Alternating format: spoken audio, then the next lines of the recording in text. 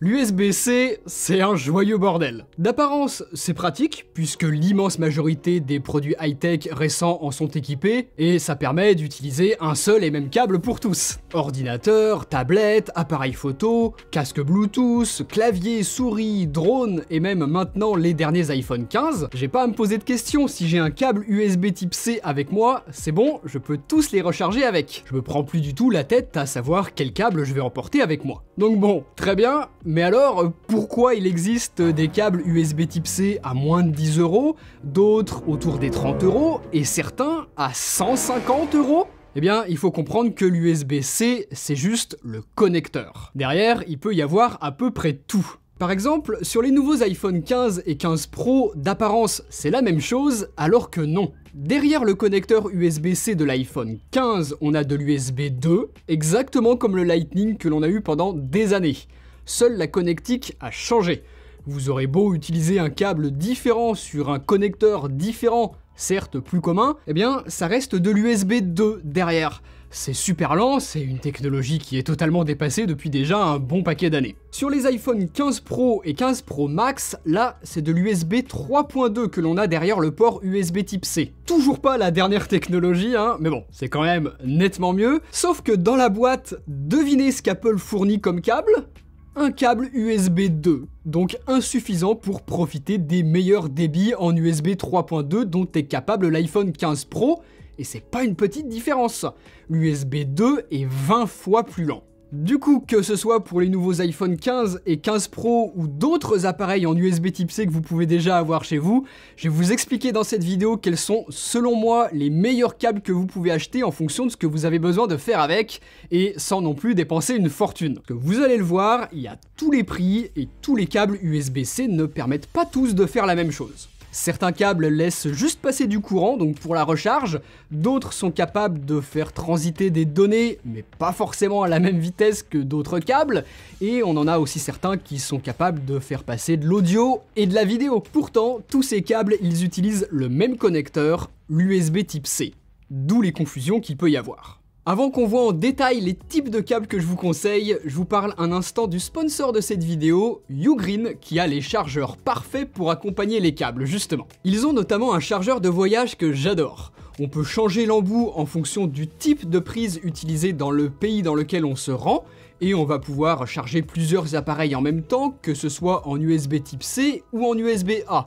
Donc c'est pratique et c'est du 65 watts, donc suffisant pour la plupart des appareils. J'ai aussi la version plus compacte de ce chargeur 65 watts que là j'utilise à la maison. Leur chargeur 140 watts est lui aussi bien utile puisqu'il permet de charger mon MacBook Pro au maximum de ce qu'il est capable de supporter, tout en me laissant la place pour la recharge de mon smartphone, ma tablette ou des écouteurs par exemple. Avec de la charge rapide sur les 3 ports, ça charge à la fois mon MacBook Pro et mon iPhone de 50% en 30 minutes, c'est super pratique. La gamme de chargeurs de Ugreen est hyper complète, vous allez forcément trouver ce qui vous correspond, donc n'hésitez pas à regarder avec le lien qui est juste en dessous en description de vidéo, il y a souvent des promos donc ça vaut la peine d'en profiter.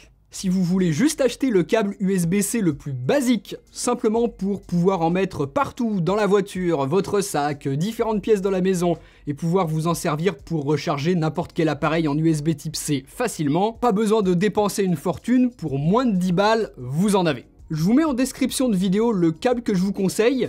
Il est tressé, donc c'est costaud, et c'est du Anker, donc une marque super fiable que j'utilise depuis très longtemps, et vous l'avez en différentes longueurs ce câble, donc à vous de voir ce qui est le plus pratique. Avec, vous allez pouvoir recharger votre iPhone à la vitesse maximum qu'il est capable de supporter. Assurez-vous simplement d'avoir un chargeur de 30 watts, pas plus, c'est suffisant. Moi, c'est celui de Ugreen que j'utilise, et donc vous avez le lien en description de vidéo. En une demi-heure, je récupère 50% de batterie, soit la charge la plus rapide dont est capable l'iPhone. Avoir un plus gros chargeur ne vous permettra pas de recharger plus rapidement, puisqu'aujourd'hui aucun iPhone n'est capable de charger au-delà des 30 watts. Par contre, que ce soit avec le câble fourni dans la boîte des iPhone 15 et 15 Pro, ou alors avec un câble USB-C premier prix comme celui que je viens de vous conseiller, vous ne pourrez pas afficher l'iPhone sur un écran, alors que l'iPhone 15 et le 15 Pro en sont pourtant capables. Il ne transmet pas de signal audio et vidéo, contrairement à des câbles USB-C plus évolués que l'on va voir maintenant.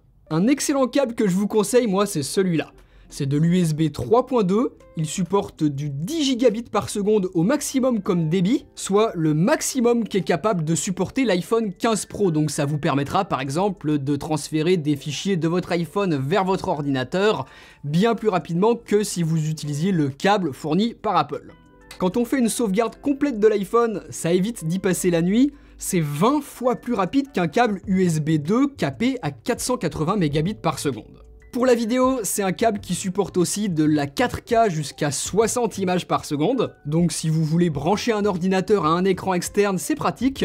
Moi, c'est typiquement ce que je fais avec mon MacBook Pro. Donc celui-là, franchement, il est top. Il permet de profiter à 100% de ce qu'est capable de proposer l'iPhone 15 Pro sur son port USB type C, tout en étant aussi intéressant à utiliser avec un ordinateur, une tablette ou des disques de travail par exemple. Ce câble, il est aussi compatible Power Delivery 3.1, ce qui fait que vous allez pouvoir vous en servir pour charger à 140 watts un MacBook Pro, soit le maximum de la charge rapide que permet Apple aujourd'hui sur les MacBooks. C'est aussi suffisant pour l'immense majorité des ordinateurs portables d'autres marques, pour des tablettes, des smartphones qui proposent pas plus que du 100, 120, 130, 140 watts pour leur recharge rapide.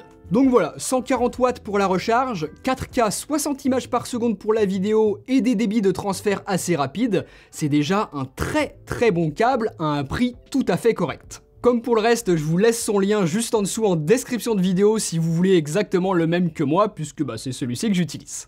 L'USB 3.2 que l'on a derrière le port USB-C des iPhone 15 Pro et 15 Pro Max, je vous le disais, c'est mieux que l'USB 2 de l'iPhone 15, mais pour autant, c'est pas ce qui se fait de mieux. Au-dessus, on a l'USB 4 et on a aussi le Thunderbolt que vous connaissez, puisqu'on le retrouve notamment sur l'iPad Pro ou sur les MacBooks. Donc vous commencez à comprendre, si vous utilisez aussi des appareils qui embarquent ces technologies, eh bien à ce moment-là, ça devient intéressant de s'équiper de câbles encore plus performants que ceux dont on a parlé jusqu'à maintenant. Sur l'USB 4 et le Thunderbolt 4, la bande passante est de 40 gigabits, donc 4 fois supérieure aux 10 gigabits de l'USB 3 dont on parlait juste avant. Si vous travaillez avec des gros fichiers, du matos professionnel, ça a clairement un avantage.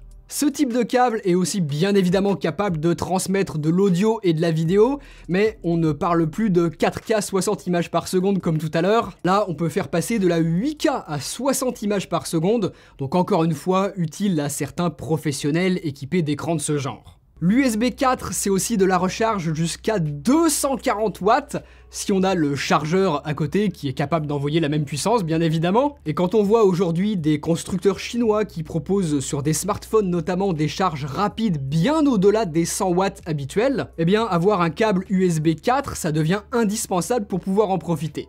Et si aujourd'hui ça reste encore assez niche, ce type de recharge, ça devrait se généraliser petit à petit au fur et à mesure que les années vont avancer sur beaucoup plus de produits tech que les rares appareils que l'on a aujourd'hui qui sont capables de le proposer. Donc si vous voulez être sûr que pendant encore un bon paquet d'années, votre câble peut absolument tout faire, peu importe le chargeur et peu importe le type d'appareil sur lequel il sera raccordé en USB type C, je vous mets un lien juste en dessous en description de vidéo pour le câble que moi j'utilise pour ça. Alors oui, c'est environ 50% plus cher qu'un câble USB 3, je vous dis pas d'en acheter des dizaines, mais au moins avec un câble comme ça au minimum, vous êtes tranquille. Vous savez que tout ce qui va sortir dans les prochaines années, que ce soit des smartphones, des tablettes, des PC, des écrans, des casques de réalité virtuelle, eh bien avec ce genre de câble, vous serez capable de profiter à 100% de ce qu'ils seront capables de vous offrir. Donc voilà, câble pas cher du tout, basique pour la recharge, ou alors câble USB 3 et USB 4 qui permettent de faire plus de choses, faites en fonction de vos besoins et des appareils que vous avez déjà ou que vous prévoyez d'avoir. Les modèles que j'ai achetés, que j'utilise et que je vous conseille sont pour moi les meilleurs choix, mais si vraiment vous voulez une fiabilité à toute épreuve, rien ne vous empêche d'acheter celui d'Apple dont je parlais en début de vidéo par exemple, qui à l'intérieur a un meilleur gainage, une structure plus complexe et presque un peu trop inutilement ingénierée comme Apple le fait parfois. Alors c'est sûr qu'il est génial, mais de là à être nécessaire, j'irai pas jusque là.